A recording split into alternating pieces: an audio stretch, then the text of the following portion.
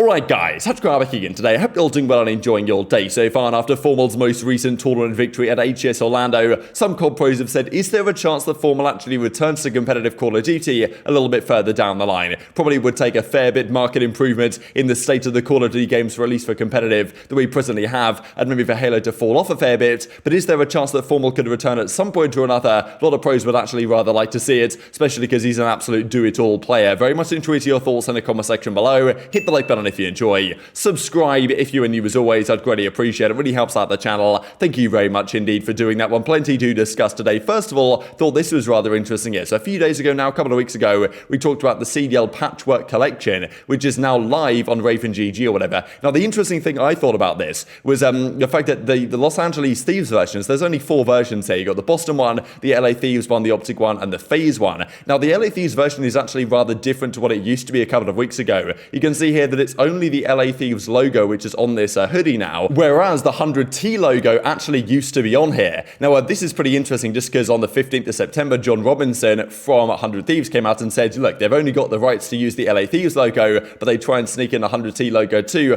Not going to be happy about that own right. So basically telling to the CDL, look, you guys don't have the rights to use the 100T logo, which is clearly, I mean, this is a 100T logo, as you can see on here, the original version. They've had to change the design now and effectively backtrack and say, okay, yeah, you're fair enough. You're right, Mr. John Robinson. We have to use only LA Thieves as that's the only one they have the rights to. So pretty interesting stuff that actually they got the CDL to change their mind on that. And the fact that they made that mistake in the first place is rather interesting from the CDL perspective. But yeah, I thought it was worthy of note that they have now resolved that one. Now let's talk about Modern Warfare 2, because this I thought was pretty cool. This I believe is a place of interest in maybe the ground war map or potentially in Warzone as well. Not exactly sure what the plan is there. But this is a remake of Strike from Modern Warfare, which is actually in COD 4 from 2007. And I guess it was also Modern Warfare 2 from 2009, of course, also in Modern Warfare Remastered from, what was it, probably 2016. But Strike, if you guys have played this map before, is in my opinion one of the best search and destroy maps the Call of Duty has ever had the pleasure of enjoying. It's probably the only S&D map I can really think of where you might be able to put it into Counter-Strike and it could actually still work. Like, I think it's absolutely phenomenal, and it's pretty interesting to me actually that you can see on the right here, Modern Warfare 2 from 2009, the quality, the detail, the texture of the maps on the particular, like, buildings here is actually better, you could argue, in the original game from, well, 13, 15 years ago than it actually is in the present Titan. Now, of course, you can say beta, it's a ground war map, whatever. I don't really care at the end of the day about the actual detail and the textures of the map. I'm more interested in how it actually plays and what the layout is looking like. And look, I don't know how this would play for Hardpoint, for example. I think research it would be absolutely fantastic. Don't know if this could be viable for CTF or Hardpoint. Don't really know if that's been played on. I guess there would be maybe Modern Warfare Remastered or something. You might have been able to play Hardpoint on this map, so some of you guys might have some idea how it plays, but still, I think probably an exciting possibility if Strike was to be in the full title. Now, I don't know, because of course this is like part of a ground war map, and of course that some of the other points of interest are also part of the Warzone map, so you would imagine they just cut and paste this out and chuck it into an actual multiplayer map. Like, they better do that at least to give us a little bit more selection than we presently have to determine which maps we actually are going to be able to use for the real title, because definitely some concerns on that front right now. This also I thought was an interesting quirk of Modern Warfare 2 that some of you guys might have stumbled across, some of you guys may not have done, that apparently the best weapon classes may well have very few or zero attachments, because I think the way they do this now, which is like, you know, to enhance the realism or whatever, is that the more attachments you put on your weapon, the heavier the weapon becomes to a certain extent. So like if you put attachments on, they all have cons in the sense that your weapon becomes heavier and therefore like well, more difficult to handle. I don't know if you run slower or whether it just, you know, the sprint out time, the ADS time is slower than it used to be. The most viable option for some people at least might be to actually have a weapon with either zero or very few attachments. So I think that's kind of what Octane's getting at here. But yeah, definitely an interesting situation if that is the case, because ADS time is going to be pretty key in this game. So maybe fewer attachments the better is kind of what Octane is talking about in that video. Now, a great update here from Hitch on the first Black Ops 2 LAN in a very long time. The first Black Ops 2 tourney with spectators in like 9 years, he says. Fantastic stuff. October 15th through the 16th. These are the captains, or well, at least some of the players for the teams. So, you know, Embo's, Big T, Scump, Karma, George, of course, Hitch, Blake, and Rambo. Like, I think they're going to be, I think they're casting rather than playing. I think Hitch had to clarify because it kind of looks like these guys are going to be on the teams. But these are the full rosters. Well, not the full rosters yet. They still need some players. But these are the captains and the second player for the team. And this is absolutely fantastic stuff, especially, well, actually, this is good enough to show it to you guys. So here we go. Team 1, Scump and Big Time looking for 2. Like, what a fantastic duo that is. I do just love these kind of throwback tourneys for stuff like this. Then Team 2 is Rambo and Karma, and then you've got Team 3, which is just spectacular already. Killer and Embos start off this one, and then Envoy and JCam, right? So you get a bit of like a LA type thing going on there as well. So these are seemingly the 4 teams of the Invitational tourney. Really exciting stuff, and especially the Scump and Big T team is gonna, I'm sure, be absolute comedy. So that's good stuff. And also Clayster looking to get involved. He replies here with kind of, you know, hello Hitch, I'm looking to get involved. So I wonder where Clay could best fit on these rosters. But yeah, it would be good to get, you know, Embos, Killer, like you know, Parasite in there as well, like Miracles. I don't know what Miracles is up to nowadays, but bring it back or something, or Ricky maybe, or like one of these OG squads. It'd be pretty cool to put together. But yeah, that is what's going on relatively soon. Now let's talk about the FormaL stuff, because of course another OG player could get involved in that event, of course, but I'm sure he's probably more busy with the Halo World Championship, which is coming up. But of course he won HES Orlando now just a couple of days ago. Of course we talked about the remarkable career he's had going from Halo to Call of Duty, dominating that for several years. Then after kind of getting fed up with Call of Duty, really goes back to Halo, wins another event, and really is kind of, well, reignited that competitive drive and that spark once again. Now a couple of interesting comments were coming out actually from some of the pro players. We saw of course Scump and Karma watch partying this, and Karma actually had a really interesting talking point about, you know, FormaL's kind of do-it-all mentality, the fact that back in Infinite Warfare when they won their world championship, he was like getting all the hill time right, and the number that Karma mentions is actually bang on the money in terms of the hill time he actually got. I'll show that to you guys here in just a second after I roll the clip. But also aBeZy kind of saying that, wow, like we saw Octane and Crim6's perspective on the FormaL stuff as well, and aBeZy's like, wow, that's super impressive. Like, I wonder if he could ever come back to competitive Call of Duty. And well, it wouldn't necessarily be impossible to rule it out. No, yeah, FormaL played Halo before he was a COD pro, so it wasn't like a super hard transition for him. It'd be cool to see Matt back in COD though, you know, stream, like eventually, you know, like one day maybe. But who knows? It'd be cool to see him back in COD. 2 kills secured for his team. 3 down for FaZe. And this is a GG. And they're almost there. 15 more seconds. One last push for FaZe Clan to try and stay. Oh my god, look at this guy. Connects again. Look at FormaL, most OBJ. Guys, most OBJ? You telling me he didn't do this back then? He really does this. Hey. Wow, that was a lot faster than I thought it was gonna be. You telling me he didn't do that back then? What? The OBJ and shit? Nah, he did. Actually, Matt was soaking in hardpoint. He averaged 92 seconds. No, he didn't.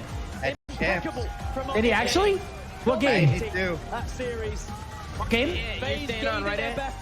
I'm gonna send him over to you, So just to comment on that Karma thing real quick, I was thinking there's no way Karma actually knows this specific number, but I looked up here on CODcompstats.com, like a great website that kind of tracks this stuff, and back in the day at least. It's kind of inactive nowadays, but it's still pretty cool to see. So these of course were the overall tournament numbers for arguably the best tournament performance of all time back in 2017, the World Championship, where FormaL had a 1.36 KD over 25 maps to win the tournament, way far and beyond what anyone else was doing that event. Now, if you look at hardpoint time here on the right-hand side, over 10 hardpoint maps, FormaL had precisely, on average, 92.2 seconds per map, which is exactly the number that Karma quoted, right? Which is impressive, really, to think about the fact that FormaL had the second highest hardpoint time in the entire event after Silly, and like right up there with, you know, of course, the top numbers on this side of things, and also was dropping a 1.36 KD. So that's pretty absurd, and that's kind of what Karma's getting at, right? A do-it-all player. Doing it all in Halo, has done it all for quite some time in Call of Duty, and you know, what does that mean going forwards for his career, but also, you know, potentially the return to COD in the future, as kind of aBeZy was saying as well. Now, this seems doubtful to me. Of course, FormaL stepped away from competitive Call of Duty for a very good reason. He was effectively fed up with the way the games were going and wasn't having a good time. We can see that actually from his statement he put out on last year, 28th of August 2021,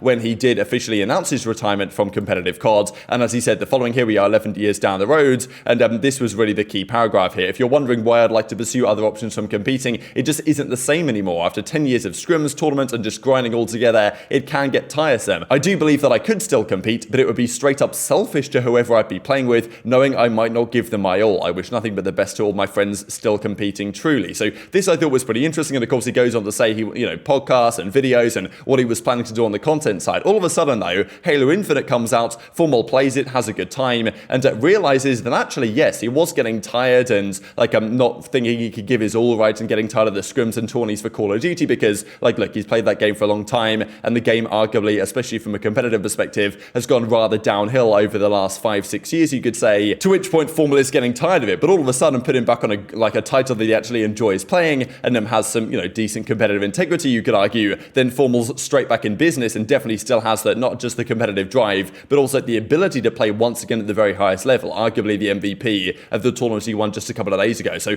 that's the interesting thing here, right? That does make you wonder about some of these players and their careers, right? Because FormaL's now 27, like he's getting on to one of the older players in the league, but he's still playing. I mean, look, in regular sports, that would be considered absolute prime age, right? Like pretty much around that mark. In esports is a different story, but it doesn't necessarily mean that he can't go back to Call of Duty and still play at the same high level that he's currently doing in Halo if he was fully committed and actually enjoyed the process and, was really committed to the game that he clearly, as he says, wasn't really in his last year of competing in Call of Duty. Now, of course, we've seen this before with other players. It's happened a couple of times in Halo history where Halo's come to a bit of a dead end, like, for example, why FormaL and others initially tried to transfer over to Call of Duty in the kind of, Ghost Advanced Warfare days was because Halo kind of gone down the drain a little bit in terms of the support from the competitive scene. The games don't come out every so often, so after a few years of one title, the competitive scene tends to die off a bit. You have to wait for a new one to come out. And Shotzzy was another example of that, really, winning the World Championship in Halo in 2018, and then pretty much just 1 year later, coming over to Call of Duty with Dallas Empire. I guess their Twitter account was at the time at COD Dallas. But of course, Shotzzy made the transition and hasn't gone back ever since, even though he did kind of say he might want to play at the Halo World Championship, although that now probably doesn't seem like it's going to happen anymore. But I mean, yeah, look, is the future potentially there for FormaL as well? I don't think FormaL's going to come back. I think it's unlikely, but I think it must at least be worth consideration. The Halo scene in general, despite at the present time having a fair bit of buzz around it after the Orlando event going into the World Championship, like has never really been organized the best in my opinion, and we don't really know what the next couple of years of Halo Infinite look like, whether there's good support. Obviously, to some degree, it comes down to the developers, right? Whether they bring in new maps, whether they do like gameplay updates and changes, but seemingly they don't seem to be really so keen to do right now. So there's definitely a good chance that yet again the Halo kind of competitive scene goes in really massive ebbs and flows, where in 1 or 2 years' time the Halo scene is way more dead than it presently is. It's a pattern that's repeated over plenty of years. It may well continue, right? And if that happens again, with all of a sudden the Halo support not really being there again, and FormaL now has that competitive drive and nature back within him,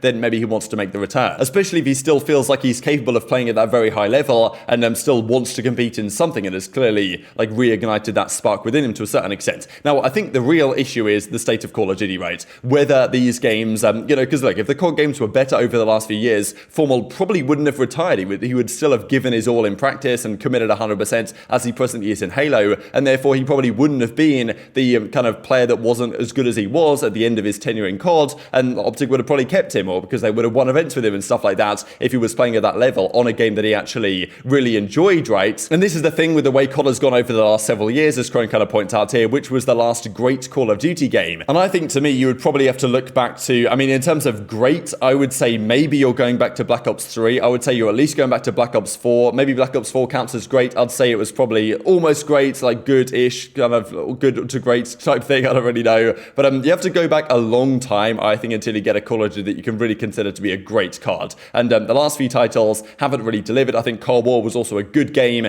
especially from the competitive side, but they're definitely not quite what they were, right? So I think for FormaL to return, he definitely has what it takes, right? It's really interesting to see a player that was incredibly good, fell off quite significantly in his Call of Duty ability, and then goes to Halo and all of a sudden is playing at like the best player in the world level yet again. Like, it just goes to show how much it matters really enjoying what you're actually competing in. But I think there would have to be a few factors in play if FormaL was actually to return at some time in the future. But very much interested your thoughts on all this stuff in the comment section below. Hope you guys enjoyed the video. If you did enjoy it, hitting the like button tells the YouTube gods that's a good video. I'd also like you should see it as well, and help grow the competitive Call of Duty community. Thank you for watching as always. Take care, and I'll see you next time.